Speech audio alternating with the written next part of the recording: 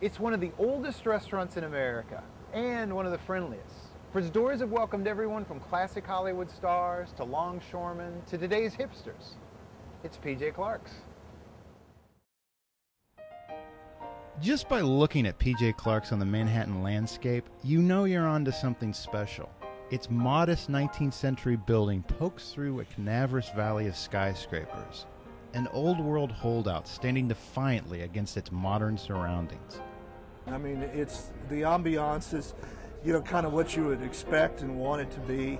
It's got a wonderful old, but comfortable, just classic sort of feeling, and it feels genuine, not artificially made to look this way. This is real. It was a restaurant built in 1884 called Shelby's. The year, I think, like 1890, around there, P.J. Clarke, Patrick Joseph Clarke, immigrated from Ireland and got a job as a bartender. And within 10 years, he had saved up enough money to buy the restaurant. So he bought the restaurant and put his name on the door. Since 1904, Clarke's has changed ownership just twice. Most of that time it was in the hands of brothers John and Daniel Lavezzo. The brothers always understood the cultural importance of P.J. Clarke's, and they proved it in 1967 when plans were to put up a 47-story skyscraper and demolish the building. Today the skyscraper is there, but a deal was worked out to build around Clarke's. Clarke's interior has changed little, and almost everything there has a story to tell. There's a dog out here, and you've seen stuffed on the. That was a stray dog that came in the, I think, the late 30s, early 40s, and they started feeding her or him, and he became the house dog and lived here for the rest of his life. And when he died, they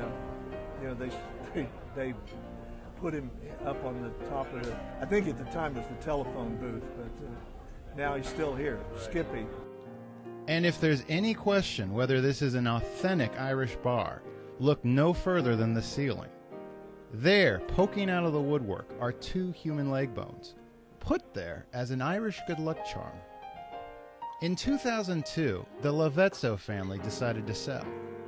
The buyers, a group of investors that included Yankees owner George Steinbrenner and actor Timothy Hutton.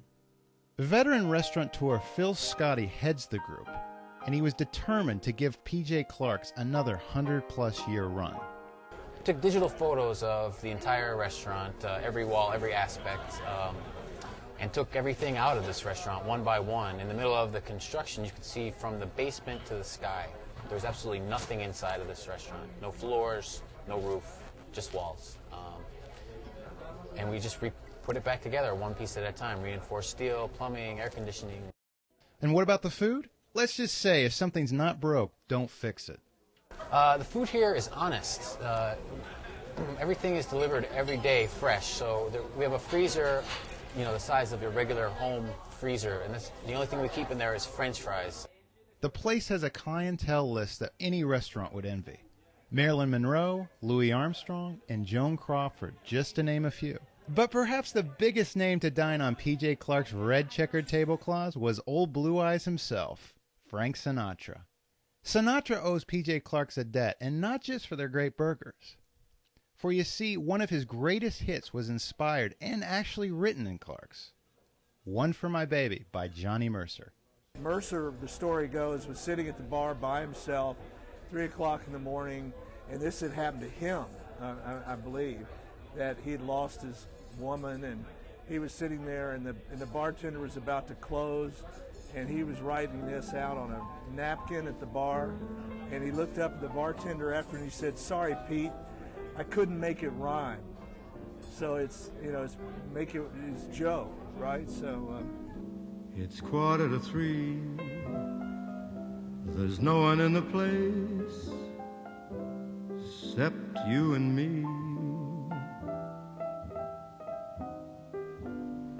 So set 'em up, Joe. I got a little story.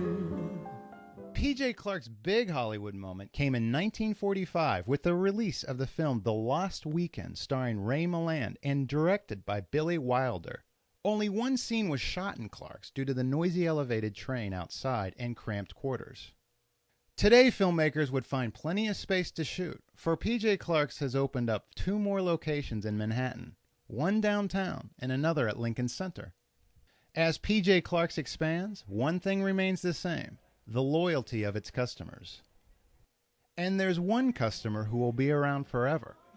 Mr. Kennedy is his name, and he used to come here in the afternoons, and he would be with Rocky Graziano and Jake LaMotta and Alice Faye, the singer, with Phil Harris.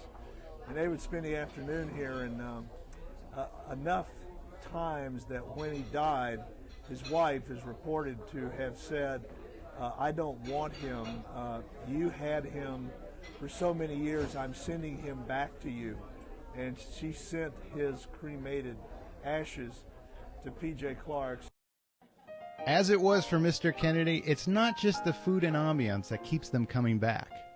So there's a different type of expectation when you walk into this restaurant. So Upper East Siders eating hamburgers with their hands and things like that, they feel like they're doing their part to make PJ Clarke's what it is. They're doing their part to uphold an institution.